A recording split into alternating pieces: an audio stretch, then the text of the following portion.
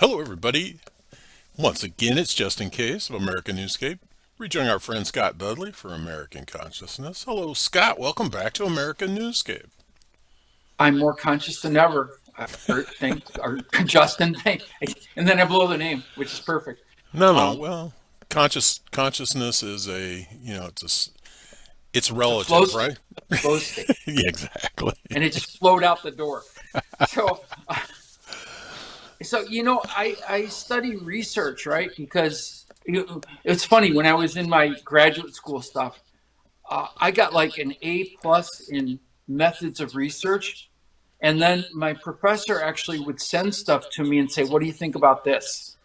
Because I was able to kind of go back and not only like look at it like from the nerdy data analyst point and say, well, it's interesting that they're highlighting this, but they're not talking about that. But I was also able to kind of look at it from the therapist side and say, this person has an agenda, and this is why they're actually choosing to study this. I know a good example. A good example would be attachment disorders. So the people who study attachment disorders value attachment so greatly that they've dedicated their entire professional career to it. So do they think attachment's inherently important? Yeah, they do. So everything they write comes through that filter. And so everything they write is about, oh my goodness, this person isn't as attached as we would like them to be. And I'm like, yeah, you know what? I wouldn't attach to crap because it gets all over your hands, and then you get like diseases and stuff. And so attachment is good sometimes, but it's only good when it's healthy. And there are a lot of elements in life, including friends and family sometimes, that aren't healthy. And so you shouldn't attach to that because it's no good. But the attachment folks can't see that because their filter, the way they see the world, is such that they consider attachment to be like the ring in the Lord of the Rings, that the ring that rules them all. And so all of their research points that way. That's a good example. So I was always really good at that. And so I always surf research because it is a data point. It is a source of information. Science at its golden best is this is the best we know now based on the information we have at hand. So it's never like this is the truth or this is the answer. When science begins to do that, you have to raise the eyebrow. And sometimes it does do that because they were bought and funded. You know, the interesting thing about research is it costs money. So somebody has to pay for it. So if we want to think that aspirin's good, then one of the aspirin companies goes to the research people and say, "Hey, we'll pay a lot of money for an aspirin study that shows how wonderful aspirin is." And they're like, "Yeah, that sounds good. I got bills to pay." you know, and so they'll develop the study and they'll frame it in certain ways that make it happen that way. And all of a sudden, aspirin's like a wonder drug, which of course it is. It's kind of like medical trials. Not everybody that applies is accepted, and there is probably a financial reason why. Those study groups need the results to come out a specific way, so they're only going to put people in the group that they believe will benefit. That was one of the drawbacks to quote unquote evidence-based psychology. So different therapy models and stuff like that have evidence based, and you go back and look at the research about how they established this, and it would be like uh, we used 50 white male participants from the University of Illinois who were in their graduate degree studies, and then and now the presumption is that that's going to work in Compton, or that's going to work on the border, or that's going to work for people who became mechanics or engineers, and that may or may not be true, but it was never tested. Well, and there's some flaws that were in the system back in the day, and they probably still exist. We were doing green product development, environmental products back in the You need to get this date right, the early 90s, and there were no tests available. None of the laboratories were doing the tests that we needed to compare to non-green products. And I remember the city of Phoenix came to me and says, we need these tests to start using these products. And I said, they don't exist. And he said, well, what are you going to do? So we did the tests ourselves. And we developed a theory of logic, published all that, published those tests. And I remember the city came back to me and said, well, how did you get these numbers? And I said, well, we basically just used logic and developed them, and they should be right. And they go, what if they aren't? Well, as soon as somebody proves us wrong, then we'll use that data. That's how science works. Exactly. Exactly. But when science is being definitive with a study, it's suspect. So I was looking at this study, and this study concluded fairly strongly that the relative amount of social media that you participate in corresponds highly to the amount of irritation you express and you feel. And I'm like, it just pissed me off. I'm not going to lie, because I spend a lot of time on social media. And for them to kind of presume that I'm an angry person just based on my fact that I'm on social media, what is that about? I got even madder. And I read that on social media. So So obviously, there you go. They knew what they were talking about. You know, I don't get angry at social media. I get disgusted. And I think most people can easily become disgusted, but it's not worth getting angry about. well, it's not. And I think one of the things that we have to kind of come to terms with is that information, when the internet got developed, all of a sudden information accidentally became got steroided. It got the amount of information available to us through this means just went through the roof, through the roof. There's so much information available now that it is remarkable. But the other thing that happened is it got monetized. I mean, you and I were funded by a consortium of billionaires, right? Justin, you haven't cut me in on that yet, but I'm pretty sure that that's what's happening behind the scenes. And so we can tell the truth here. But everybody else is pretty much tied to, generating clicks, generating interest, generating sponsorships, and because information has been monetized. And when that happened, it became a way to not only accumulate wealth, but a way to situationally deal with people in order to facilitate accumulating wealth outside of the product itself. Is that fair? Well, it is kind of fair, but to be fair, you and I do this show not for the money. People may be surprised. We But claim, we claim not for the money. yeah, I can assure them that it's not for the money. But we do this for self growth and mental stimulation. These are exercises for me to carry on a conversation with you for an hour, and we're starting to build a modest audience. And I think our product, if we call it a product, we're not making any money from it, so it's not really a product. But I think these shows are actually getting better, and I think we find self gratification out of that. And that puts us in a fairly small segment of the broadcasting population. Well, absolutely, absolutely. But I think, to be honest, that's why we do this. And if we do happen to start making money, then that money will certainly be showered upon you, Scott, and we'll promote the show. There's advertising means to promote the show. We do a little bit of that. So we actually go in the hole a little bit on the show. So, but it's worth it to me. And it's worth it to me. And my hourly rate hasn't changed. It's still zero. Yeah. But honestly, Justin, I figure we're one of us is like the Van Goghs of internet information. So, cut our ear off or not, we're not going to sell any work until we're gone. Yeah, And exactly. then someday somebody's going to click on this and go, oh, this stuff's really good. Yeah. And then it'll go viral. It'll take off. And YouTube will be like, where do I send the checks to? And people will be like, I don't even know who's like the administrator of their estates, to be honest. Well, I think you're onto something there. Yeah, they'll miss us when we're gone, and then we'll be fully appreciated. Right.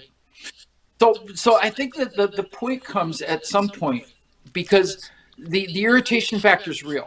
And not only that, the fear factor is real. And people get really out of sorts about what they perceive to be truth based on their algorithm, based on what they're fed, based on a siloed information.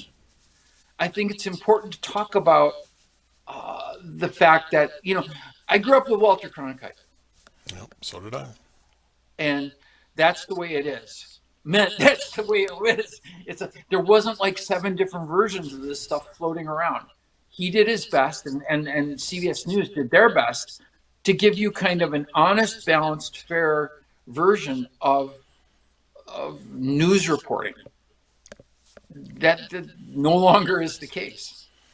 No, exactly. It's back when the major networks subsidized their news, and they were all very proud of it and the integrity that, let's say, all three of the networks, ABC, CBS, and NBC, and ABC, CBS, NBC.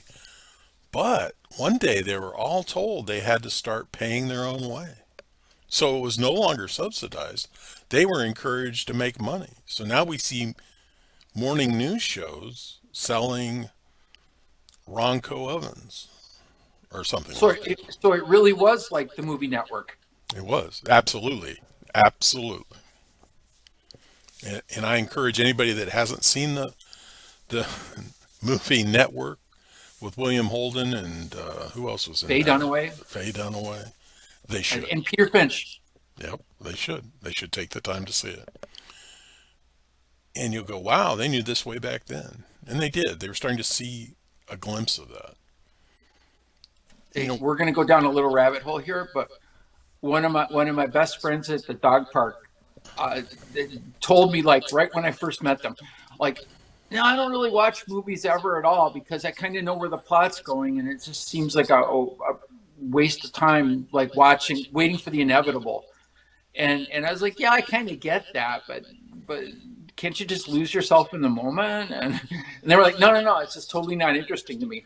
Well, whenever we're having a discussion, there's like a movie analogy. And I'm like, like in the movie Dune, and I'm like, I start explaining, and then I just start shaking my head, and I'm like, oh, this isn't going to work, is it? Well, right. And, you and I see that. We see music analogies to almost every aspect of life. Oh yeah. There's always this. You could always plug a song into any conversation. It's like, this is what this is about. Well, that's, my wife, when we met, she said, you can put a song in any conversation because that thought is always sparked in my mind when I'm having a conversation. I'm one of those rare people. I can put a Petunia Clark song in any conversation. Wow. That is, that is strange. I mean, rare. Hey, underappreciated performer all the way. Yeah, she was. Absolutely. Absolutely. And she even showed up on Laughing, didn't she? She did. Laughing was a really cool show to grow up to because you kind of thought that was the way that TV was going to head, and it was just so random and naively cool. Like they weren't really trying to be cool; they just turned out that way. Goldie Hawn, the Smothers Brothers. It was a very cool show. Well, it was. And they had a lot of courage, particularly the Smothers Brothers. Yeah, yeah. I think Saturday Night Live is probably the only show that tried to grab some. Oh, Second City Chicago definitely grabbed some of that energy and did Chicago things to it. It turned rude. Well, and if we go back even to Midnight Special, I mean, when that show came out, it was like a revolutionary, unbelievable show for the time. Yeah, that was kind of and trying to sneak around your parents to stay up and watch it when Like if they looked over your shoulder for a couple minutes, they'd be like, I'm not sure you should be watching. Yeah, exactly. Exactly.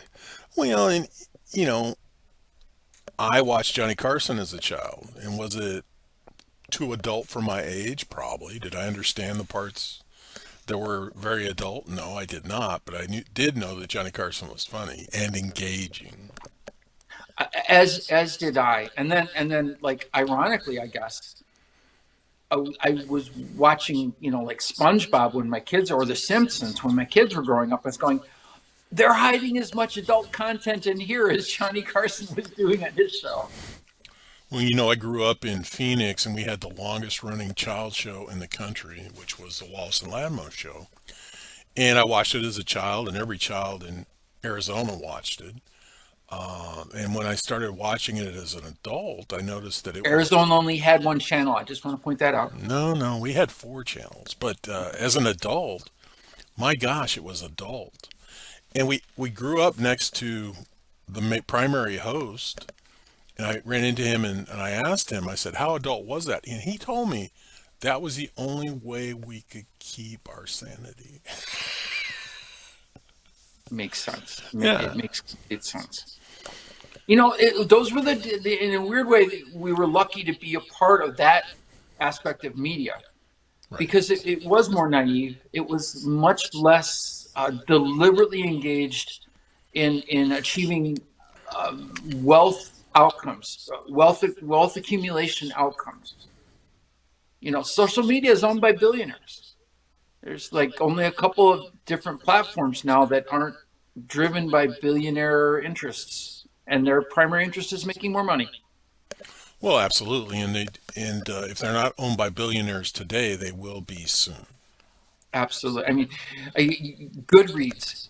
Goodreads is an example of like, hey, all the homies that are not that way, that we're all going to go to Goodreads and post our books and post reviews and stuff. Oh, it's owned by Jeff Bezos. Interesting. And all the traffic's routed back to Amazon. Well, it's like the Sacramento Jeff, you Bee. could still sponsor us, by the way. That would be okay. I don't know, Jeff. I don't know. He's got to get his act together. I don't know that he ever had one, other than hoard money. Well, no, I remember that company, and he won the Businessman of the Year for a company that had never made a profit, and he was at that point he was losing about $3 billion a year. But he He was did manage. He did manage to turn it around, huh? he did he did. You couldn't sell that many books in those days. I saw a random statistic yesterday, and it was like it was a bit of a jaw dropper. It was if you took every billionaire in the United States and let them keep $1 billion and basically appropriated the rest of it. I know that sounds a little communist, but there it is. You would end up with $6.2 trillion that they wouldn't actually need to survive, obviously, and you could do whatever you wanted to with that amount of money, and there are a lot of different possibilities. You could have you think we have a kick butt military today? You think our police officers have big enough tanks and high velocity weapons? Dude, you could like seriously arm up with that money, Well, or you could feed poor, either way. You could do a lot of things with that much money. And each billionaire would still have $1 billion. They'd still be a billionaire. well, Scott, I could get on board with that if you and I were to administrate how that money was to be spent. That's But the trick, isn't it? but to allow Big Brother to spend that money, I just don't see that society would get a benefit. Well, how about if you and I form a political party? We'll call it WTAF, and and and and we'll run like a stealth presidential campaign here, a populist campaign, and we'll promise just to be cool dudes that aren't going to be bought and sold by anyone, and we'll make good decisions based on the well-being of the general country. I mean, one of the things that strikes me is the nation doesn't have a mission statement. And if we did, what would it be? Well, I think we did initially, and I think it was called the Declaration of Independence, but I think it gets lost in the interpretation. I mean, if we look at how the people interpret the Constitution, it's comical. I mean, it's actually comical. Well, are they even paying attention to the Constitution anymore? Not so much.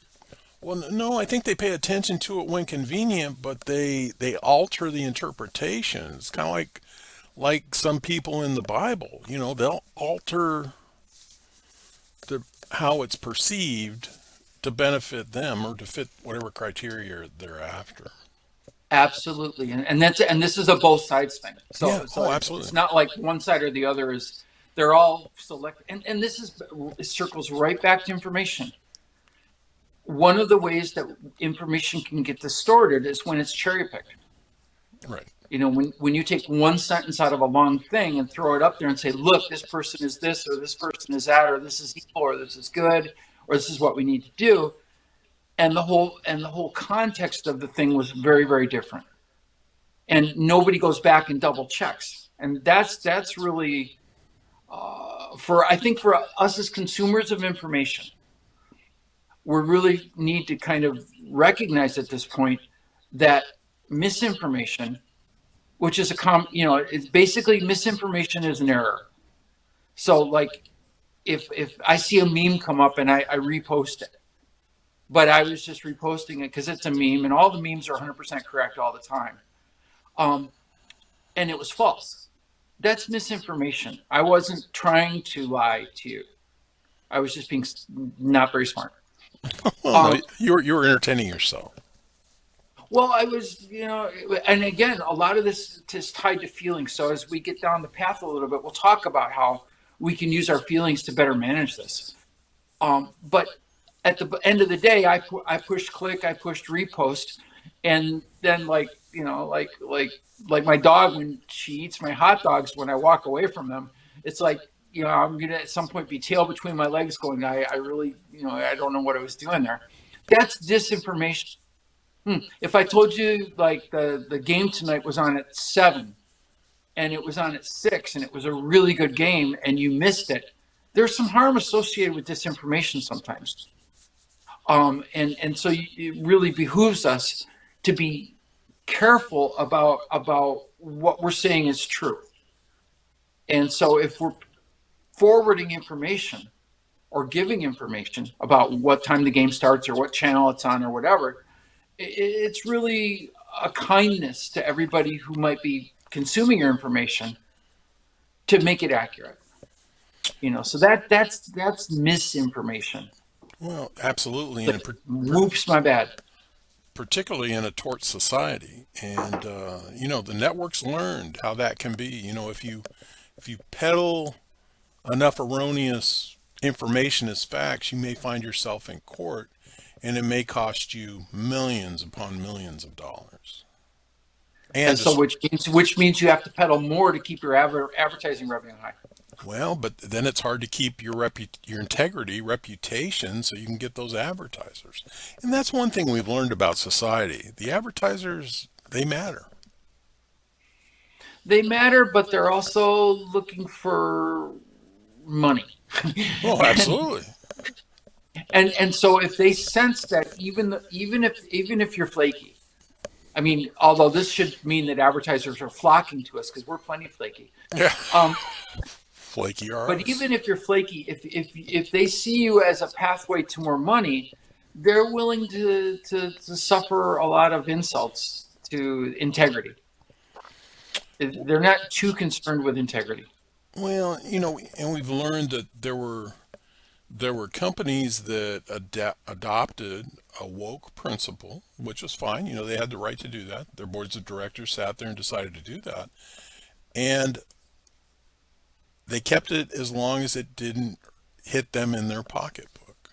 Right. Well, and same thing with the anti-woke. Oh, yeah. So people who just there are several companies that just ditched wokeness because of negative feedback, which is again their choice. Right. And now they're getting the same from other people who believe that woke is not such a bad thing. Right. And we've seen a shift in that tide because a lot of information has come out because of that. And, Well, and woke itself is a slur word, right? I mean, yeah. Well, it it, can it's be. It can be. it describes something in kind of a sarcastic, dishing way. It's like, oh, you're woke.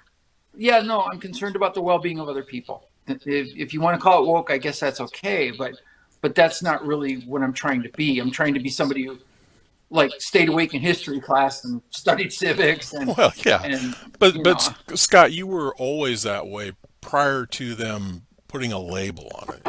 That's who you yeah. were. Well, and I'll be honest, neither side likes me because I hammer all of them. Well, and I do too. If you go to some of our other videos and you see my responses to some of those comments, and I believe every dog deserves his day, and everybody's opinion matters. But if it's offensive, I may give them an offensive response. Yeah, I'm trying not to do as much of that anymore uh, because there's a rumor out there through research that the internet irritates you, and so, and so I'm trying to when I see things that are potentially irritating, I'm like, oh, that's one of those things that could irritate me. Now I have to kind of stop and make a Click conscious away. decision not Click to away. react to it. Click away. Yeah, when in doubt. If the internet is irritating anybody, I recommend even this show. If it's irritating you, click away. But mention us to people who could potentially sponsor us first. Sponsor us. Well, recommend us to people that will enjoy sitting in on this coffee table conversation. Right. Hey, so let's talk about disinformation because that's not misinformation. So disinformation is false, but it's also deliberate. And that makes it tricky because you can't really tell. People have the benefit of a step back doubt. So even if you're proven to be untrue, you can't really tell if a person was just pushing forth an untruth or deliberately lying. And so you have to be super careful about this. And who becomes the arbiter of all this truth? Are you going to trust your government?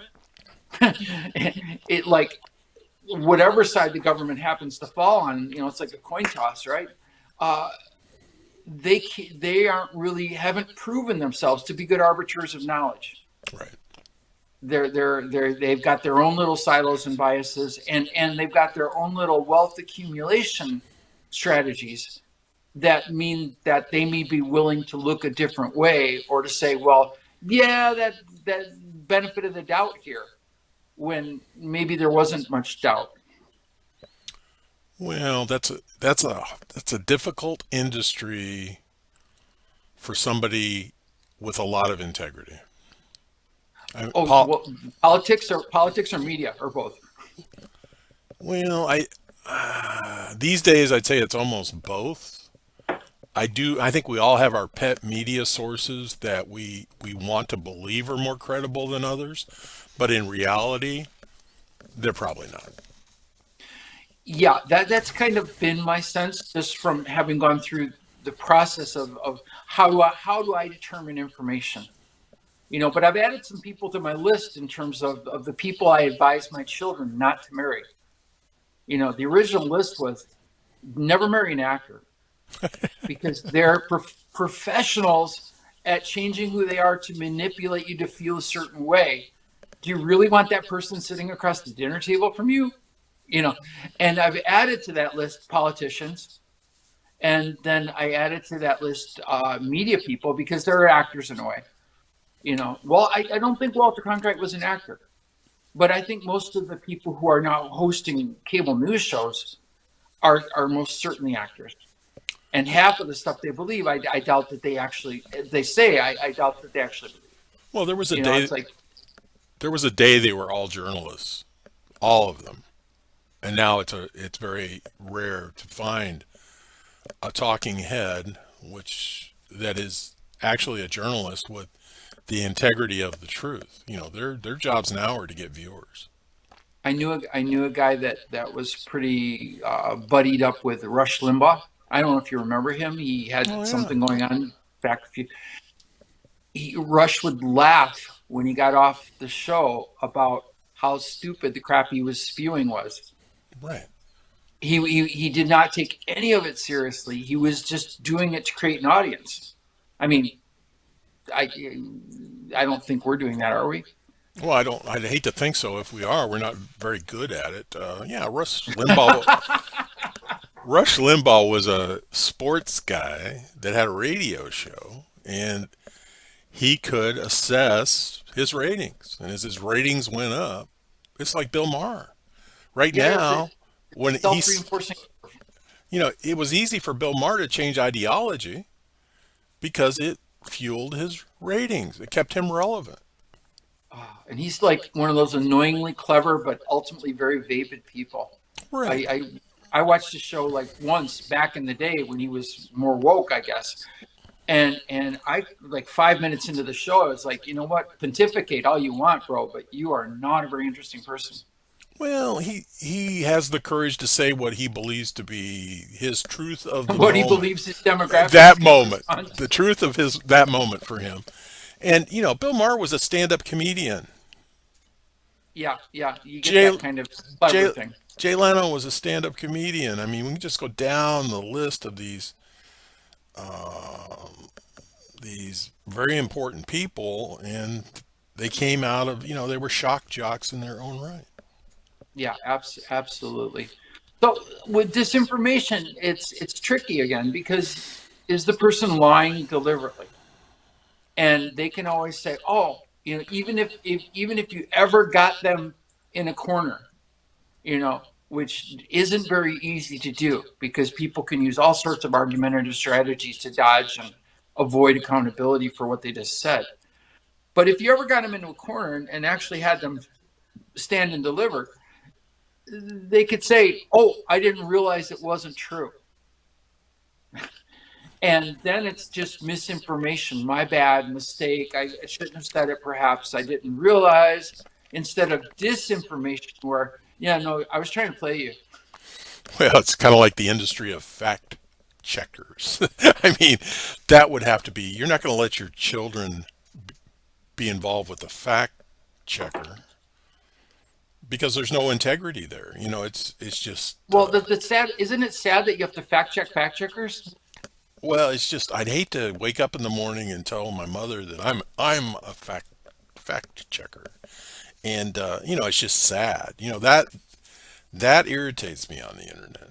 When we know something that is specifically true, or we've created original content, and those fact checkers say that we plagiarized it from somewhere. It's just comical. Right. Well, okay, I have heard a lot of Petunia Clark songs, so if I start singing downtown, it probably is copyright violation somehow, When you go down there, but right? isn't it brighter there? I've heard that. I don't know. I forget all my troubles. It's amazing. Yeah, I forget all my exactly. cares. We all have those songs that just they lighten our moods. I actually, not to be too random about this, um, my love is warmer than the warmest sponge. That's her song. That's her go-to song for me. Okay. My love is warmer than the warmest sunshine because you can back it off, and it's not love for a boyfriend. It's love for being a human being. And when you look at it from that perspective, it's like, wow, what a transcendental song from 1964. She didn't go to India and do LSD with the Beatles, man. She was just hanging out Well, yeah, and isn't that where we all need to be? in India doing LSD with the Beatles. No, we need to be living our lives. Appreciating the moment that we're gifted. We're called to be our best selves. And Hmm. but there are so many little things about day-to-day life and information that can get in the way of that. And Absolutely. pretty soon you're just a irritated person on social media yelling on YouTube about something. And Well, that's the power of clicking away, Scott. And People are gluttons for punishment. There's people that were actually fans of the television series The Walking Dead.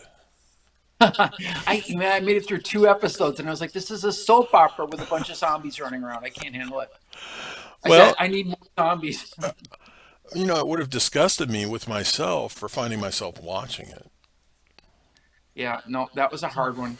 And now the Anne Rice series are kind of a same thing. It's like the Anne Rice books were pretty entertaining and novel and interesting, and it kind of brought all sorts of supernatural elements in, and the TV show is less so.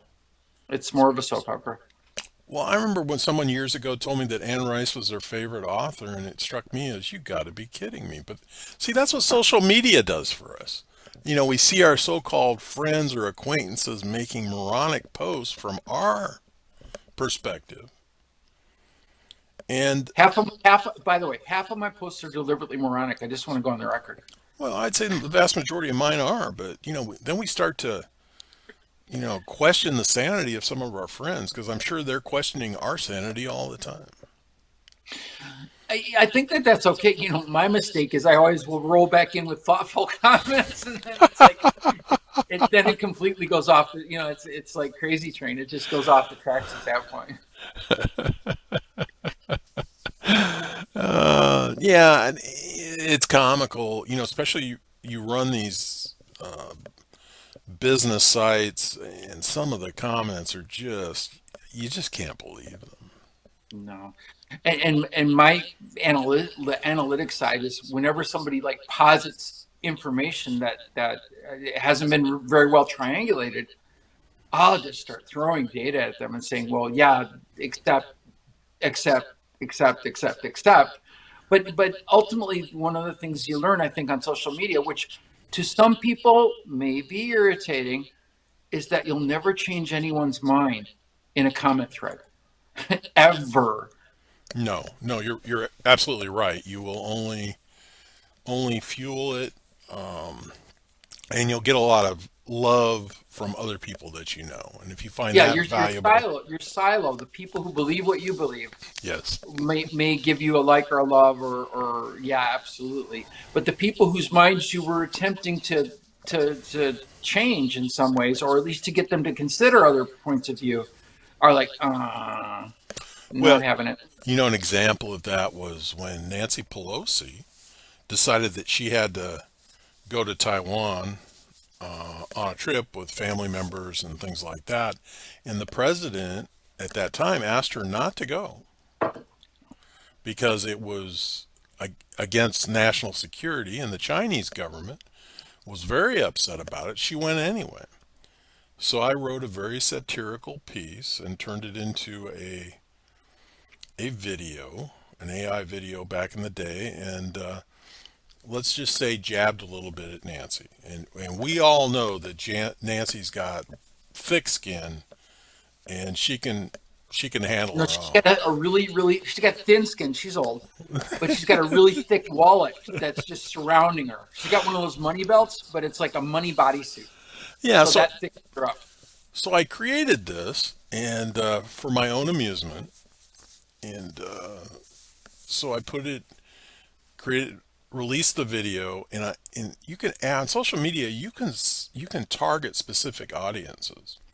No, Oh really? yes. So I targeted congressional aides in Washington D.C., and there's about 4,000 of them, and that thing went viral. And oh my goodness, did the passion come out? You touched a nerve. I'm surprised you're still allowed in the state of California. Well, I am. Particularly since the governor not very long ago said if he didn't agree with your post, it would become a felony in California. Well, and isn't he Pelosi's second cousin? So I am sure you're on a list somewhere. I've been on a list a long time, Scott. Well, again, disinformation, misinformation. It is at this point any information you get from the internet should be considered suspicious. But I'm going to throw out a special clue. So if I read, like the sports section of Detroit that I've been reading ever since I was carrying the paper, 1,000 years ago, I can pretty much be assured that the information A is more or less correct because there's not really a money making agenda attached to it. B, not very important. So it's not worth me doing background research to figure out that the Tigers are looking for a third baseman this year. you know, so first and foremost, consider the source. And if the source isn't really critical and the information isn't really vital to any sort of life function that you're experiencing, then just let it go. Just take it, read it. If you want a grain of salt on it, that's fine. But don't like worry about it because ultimately we live in such a saturated information world. If you start worrying about stuff you don't need to worry about, you're going to be up all night, because there's just more than you can handle. All right. So that's the first thing. If the information isn't important, who cares? And if it comes from a low key source, who cares? Fine. Tigers need a third baseman. Yeah, I imagine they do. But that'll sort itself out.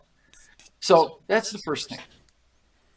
Well, The second thing I think that's really critical is, does the information elicit an emotional response? Oh, I'm so excited. Or, oh, I'm so mad. Oh, I'm so scared. The monsters are coming for me. If it does that to you, that should be the biggest red flag of red flags. And it's really hard to remember because once we get like on a good emotional bender, we're all down for our outrage and not thinking about the fact that I just got a button pushed. And so for all of us, I think the most important thing that you can consider is we're an information saturated world. And if that information triggers you, for better or worse, for richer or poor, in sickness or in health, then that in itself is a red flag that the information may be either misleading or deliberately button pushing, like not true. oh, absolutely, absolutely. Their agencies and their psychiatrists give them the buzzwords that'll get the greatest reaction out of the majority of people, and they'll throw those words at you till you can't stand them anymore. Well, and this doesn't only come, top down from governments and professionals and other people that we should have some trust in their integrity, but that obviously is like long gone. Yeah. um, it can come from friends and family and people in your silo because people like to be mutually stoked up. It's funny. I worked in the drug field for a while, and people who were into drugs needed people to be into drugs around them. And so because it's no fun getting high alone. And the same holds true for misinformation. The same holds true for drama related information. It's like it's no fun being outraged if you haven't got 5 friends on Facebook that are outraged as well. Well, And so ultimately, if your best friend on Facebook is a political poster and they're putting stuff up and you're like, oh man, that's horrible, that person needs to be put on a leash or put in jail or whatever, I'm not, that's a red flag. Oh yeah, I know it's your best friend, I know the information is provocative and has you going. That's exactly the reason you should question it.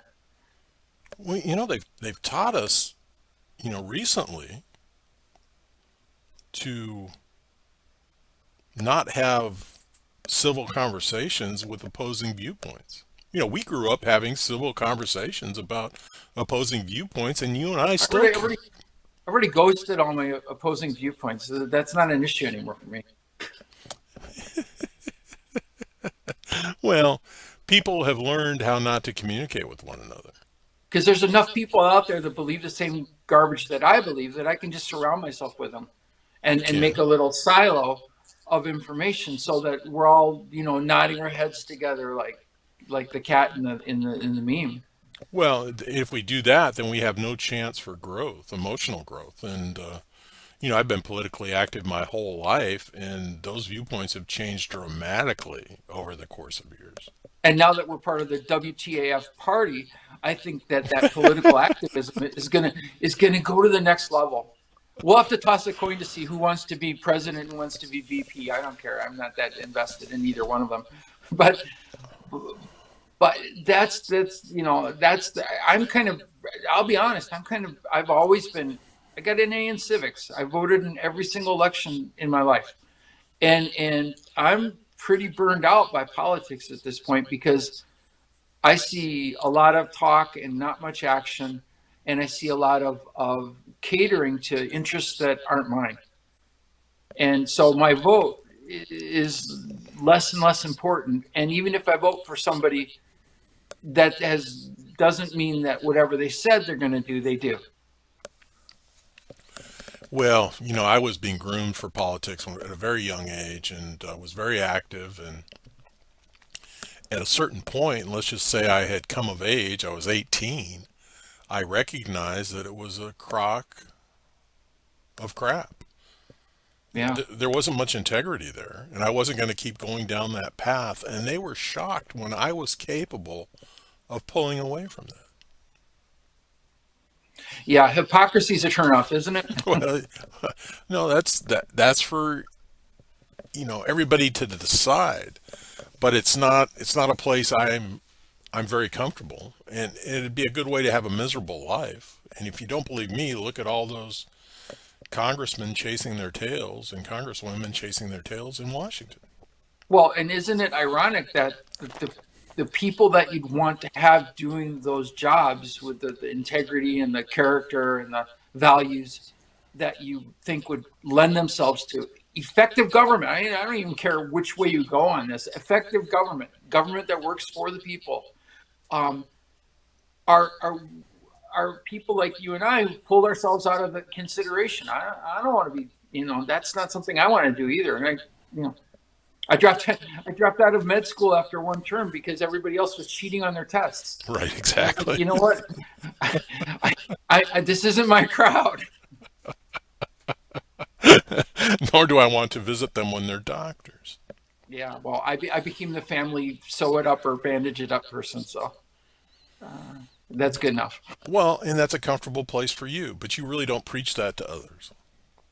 Yeah, no, not everybody has to kind of figure it out on their own, and people are going to figure it out differently. And all we can do is kind of give them tools that are going to lead them to their answers, as much as anything. Well, in the last 10 years, it was always follow the money. And that's another good box for people to check off before they become passionate in their decisions. Whenever something comes down like that, I'll even go back to the old Latin, cui bono, Yeah. who benefits, Hmm. and that usually will lead you through the money as much as anything. Absolutely. And I think, hopefully society is getting back to being less judgmental, and people can feel comfortable voicing their opinions no matter what they are, and have conversations, and that helps us all get to where we need to go. Yeah, that would be ideal, and it would, and it's going to be a hard step back because ultimately people have really gone far out on ledges, Oh, yeah. and for them to be able to concede to other groups that there may be validity to some of the things that they're talking about, yeah, that's going to be a big reach. Well, we're not talking about groups. We're just talking about people, Yeah. individuals. It's Carol Ann. Come in. Don't go into the light, Carol Ann. And I think too many people have.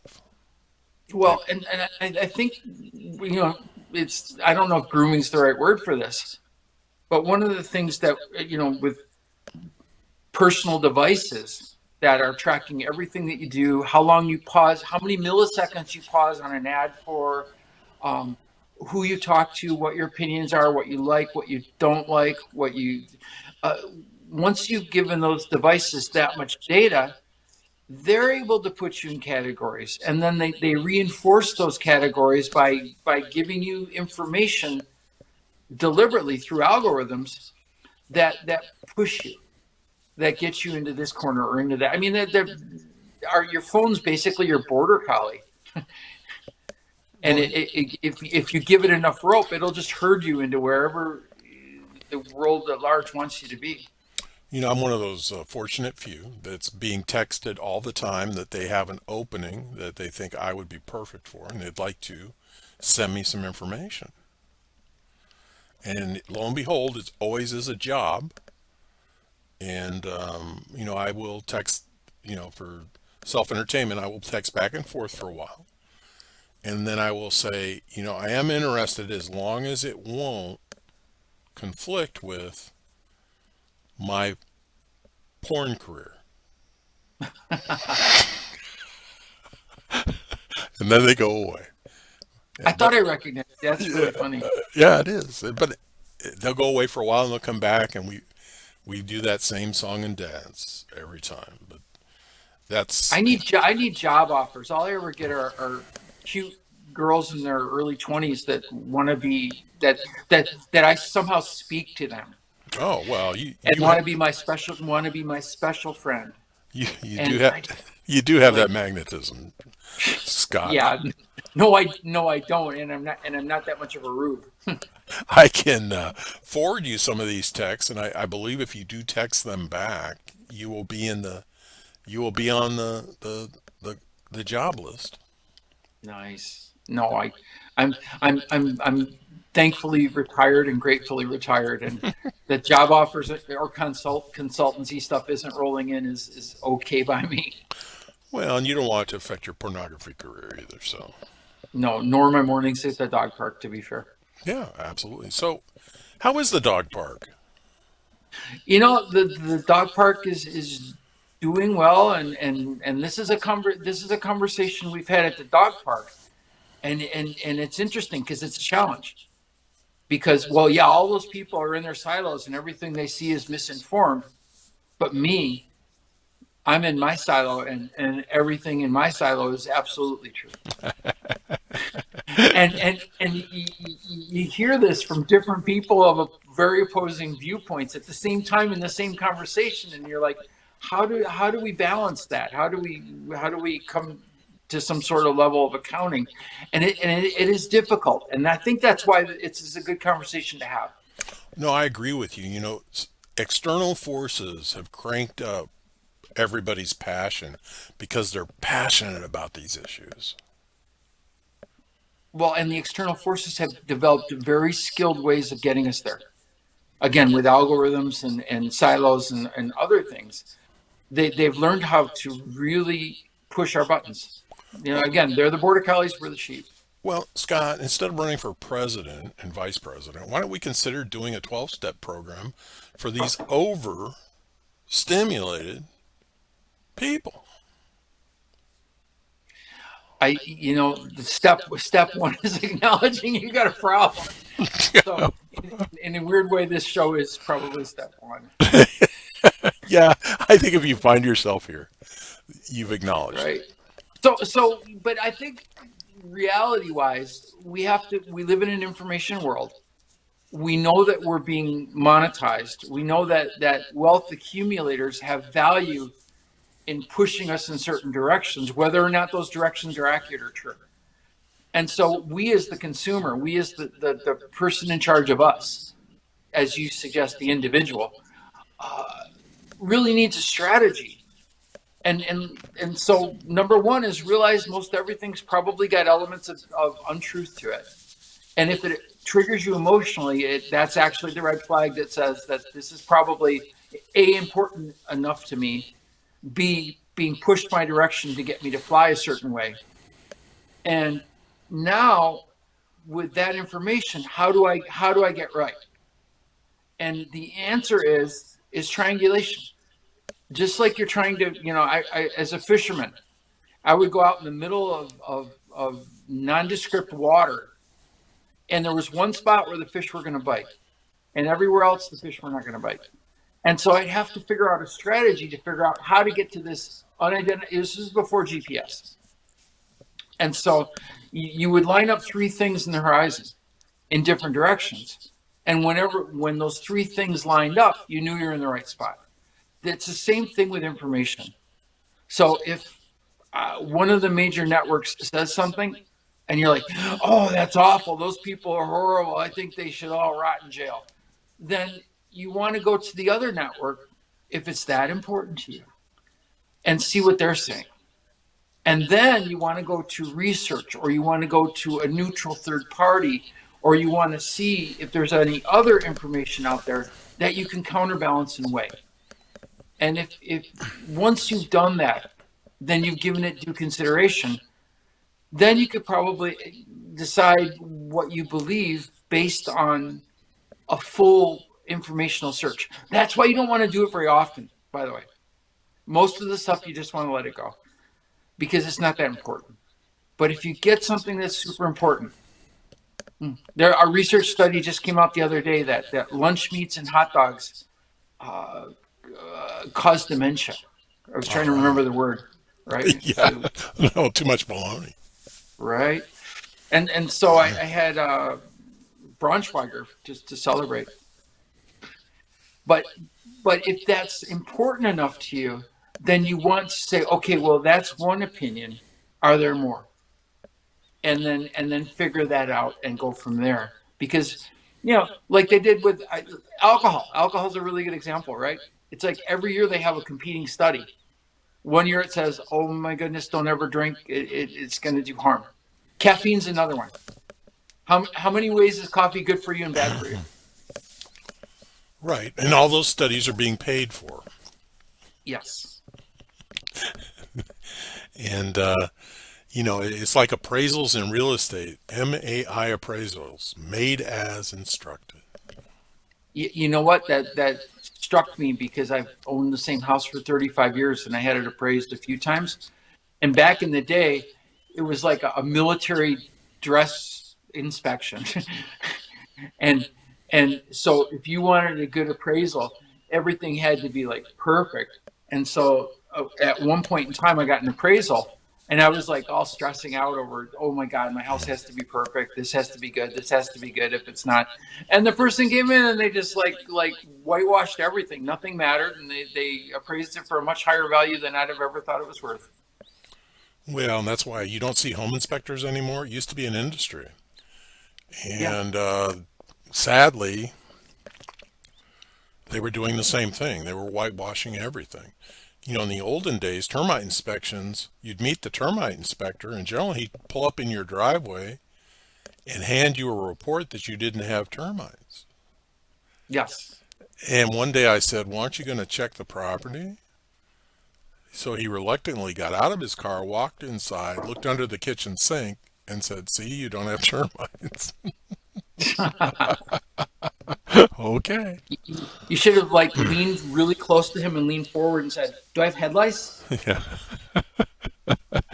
So, and these things were required. It was being required by the banks. Same thing with appraisals, being required by the Oh, and the bank. banks are the ones who are going to make money off of this whole process. Absolutely. Absolutely. So, and it really hasn't changed. It really hasn't changed. And so that becomes point number 4 on this information chase. Consider who's monetizing, who's wealth accumulating based on whatever information you're being sold. Right. And, we can be sold information, but we don't need to necessarily parrot it to others as fact. Right. And the more that you have the urge to do that, the more you've been outraged or triggered or emotionally involved.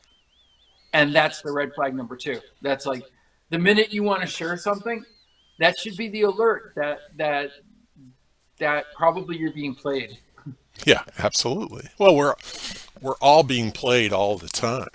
And that, the best advice you've given us, and I would encourage everybody to accept this advice, is to let it go. Yeah, that should be step one. Because, and again, it's not because information isn't important. It's because we're oversaturated with it.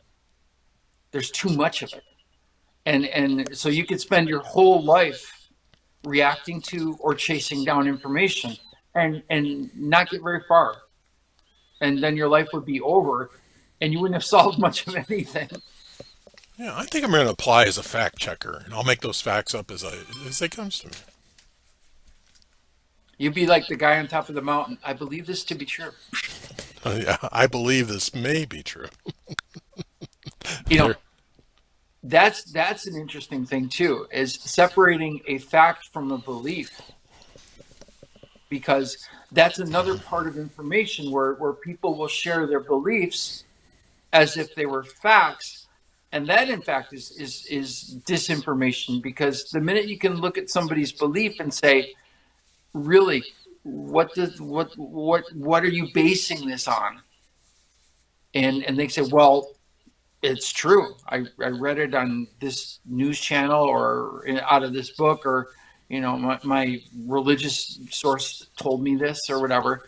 Yeah, okay, well, that's a belief, and you're entitled to your beliefs as long as they're not harming other people. I'm cool with that, but that doesn't mean I have to swallow this hook, line, and sinker.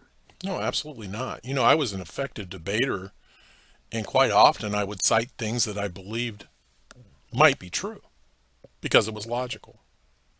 And that Right. was very effective in debate because for people that worshipped facts as they understood them, they were totally lost. Yeah, I agree. And in fact, worship, again, there is very little absolute truth Absolutely. anywhere, Yeah. anywhere, in science and in religion, certainly in politics or media. You know, very little is like, you could say this is real and this is true, and you have to kind of go into it with that buyer beware knowledge. Otherwise, you're going to just get led around by led around by your desires and your beliefs. Well, what helped me is, I was very interested in Einstein, and Einstein said one thing, and it's the only scientific statement I've ever totally believed, and it was that time was irrelevant.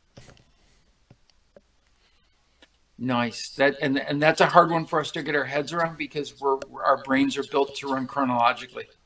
Yeah, but You know, you can't stop it, you can't measure it. no, you can't, and it's very very subjective. Hmm. The moment you fall in love lasted a heartbeat, and the moment you drove your car into somebody else's car lasted like five lifetimes. Well, that's true, and so everything is suspect, and even the true scientists knew that. Well, and for those people who are reposting crap all day long, Einstein also said the definition of crazy is doing the same thing over and over and over again and expecting a different result. If you're doing it identically. Yeah, right. That's true. Well, look at, we talk about scientists and what they did to Galileo. They couldn't determine what Da Vinci was. Was he a scientist? Was he an artist? Was he a jack But of they all hung him out trades? to dry nonetheless, Oh, right? absolutely. Or Nostradamus. People still quote him. Yeah, did we pass some of his important dates though, didn't we? I think we dodged some of those bullets. Well, I was only worried with, the Mayan calendar had me concerned. I have to admit, and we got past it. Or did we? Well, that was always up for Maybe debate. maybe this is the illusion of hell that we're living in now, that it, the world ended, and this is just kind of the after party. Well, maybe that's the beauty of everything being written in parables. Maybe everything is a parable, subject to interpretation. I've got my brother-in-law's Guatemalan, and I went down there for the wedding in Antigua, which it was an amazing place with amazing people. And so I got really into it at the time. It was right around that time, and I just started doing all sorts of research on reading all of their old books that of course have been translated five different ways.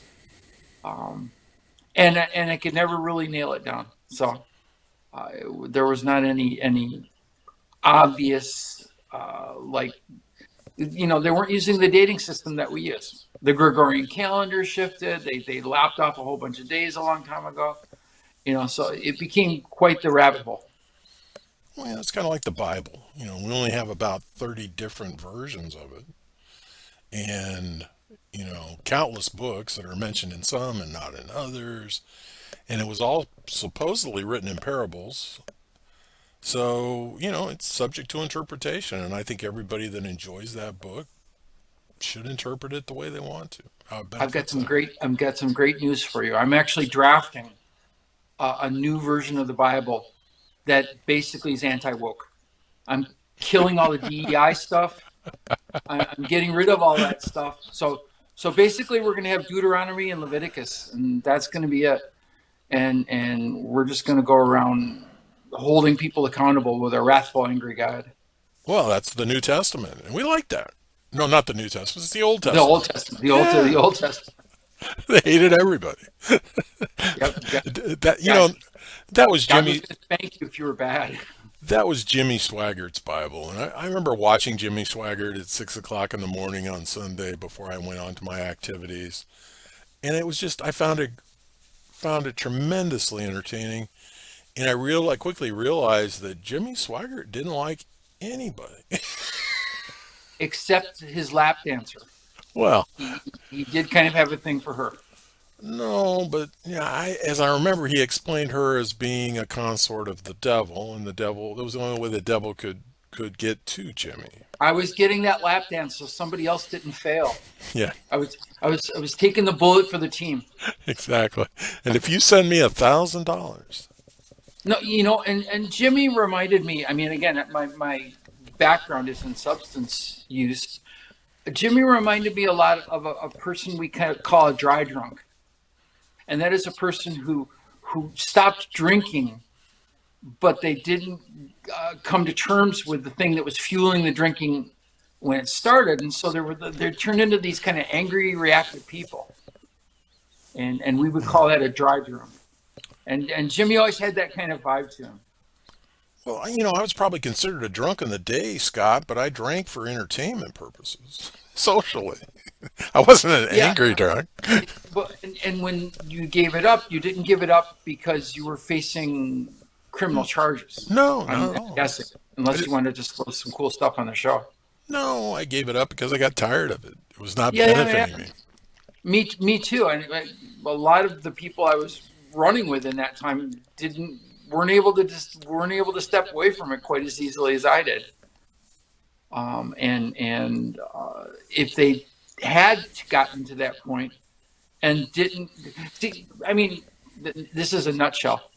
People use substances because it works for them, and it works for them because real life isn't working as well. And so ultimately, if you stop using substances, then you're going to have to go back and do the work in real life to make real life bearable. Otherwise, you're going to, walk around grouchy because you used to have substances to help you to cope with the fact that you're an angry, grouchy person and you've been abused or somebody yelled at you when you were a kid or whatever. And now you've taken that coping away many times because it was maladaptive. Now it's killing your liver. You've got your fourth DUI. Your partner is saying, hey, I can't keep calling in sick for you. Whatever that thing is. And so ultimately it creates kind of a back responsibility of saying, okay, can I be in this world without being under the influence and still be cool and still be okay and still be my best self, which I wasn't my best self when I was sloppy drunk. Maybe I thought I was, but Well, you've circled back to it, and that's that information. This was about information and how you deal with it, and how to try and avoid the death of information. and part of that is being able to swallow the truth pill when it comes to you that way, huh? Oh, absolutely. I think we should all try and live in the truth as much as we can. And be kind to each other because truth can be subjective. And so my truth may not be your truth. No, I agree, but I would want you to live in your truth, whether I agree with that truth or not. unless you're harming other people. That's my truth line. It's like if think the neighbors need to be like move out of their houses so you can buy all their houses, and so you start setting off incendiary devices to chase them away. That's not a good truth. Well, I do have a neighbor issue, and that issue is that they're smoking marijuana outside, and I'm getting the secondhand smoke from it. Which is against the law. Well, but it's some of the nastiest, rankest marijuana I have ever smelled. So instead of confronting them, I'm thinking about doing a GoFundMe for them so they can afford to buy better marijuana. Nice. So you need some good skunky stuff to secondhand smoke. Right, right. So, it's there would have been a day that I would have been very upset and I would have felt the need to share that with them. And now it's funny to me. I feel sorry for them that they can't afford better marijuana. It seems like nowadays the access should be not the issue. Well, it shouldn't be. Maybe they're cutting it with pig manure. I don't know. I don't know. Interestingly enough, my CBD comes from a Holtville field. Well, thank goodness. It's seed to shelf product. So I get locally made and produced and grown CBD oil that supposedly will make me live longer and happier. How's that working for you? It's got you doing this show. I think it's Who making you. knows? I think it's making you a better person. I'm a big believer in placebo. So I think you take stuff because you believe it's going to help, and it helps. Kind of like this show. There it is. There it is.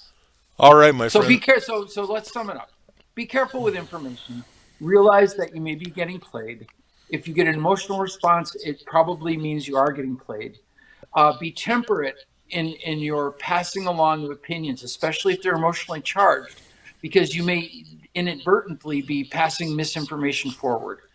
And then ultimately, if you really need to figure it out, try to triangulate, try to get lots of different sources, and then be true to yourself and be kind and considerate to other people who are trying to be true to themselves. We got that? Is that about it? Absolutely, but when in doubt, let it go. Just let it go. Oh yeah, I keep forgetting that one. All right, Yeah, I everybody. get I get bulldoggy, and I start chewing on stuff and perseverating. And Well, it's who really gives a shit attitude. I right, guess I bring to the table too often, but let it go, I, people. I I appreciate that because dogs and their owners always turn out alike. I have not been able to buy my dog Remy a dog toy that she cannot extract the squeaker out of. And so I started with cheap ones and they lasted about 5 minutes. And then I went upgraded and they lasted about 20 minutes. And then I said, well, fine, I'm going to buy like the $40 toy. and and it lasted about an hour. And so I watched her and she turns it sideways and she uses her front incisors, these teeth here, as seam rippers. And she'll work on one thread seam, one sewing seam, and she'll just work on it until she opens it, and then she'll slice the whole thing open, pull out the squeaker, and then she'll be like, "Okay, I'm done." And I'm like, "Who's going to sweep up all the insides of this toy?" You So, are. but I get that way with information, and maybe it's a strength, probably not, but hopefully this helped people. Well, yeah, hopefully we want to help people and there's no shame in letting it go. There's no shame in not buying in. When in doubt, surrender. Yeah. Yeah. All right, everybody. This has been Justin Case and Scott bringing you American Consciousness. Thanks for joining us. Remember, additional information and links provided in this video is read more. Today's the day to subscribe to this channel. Please learn more about Scott when time permits.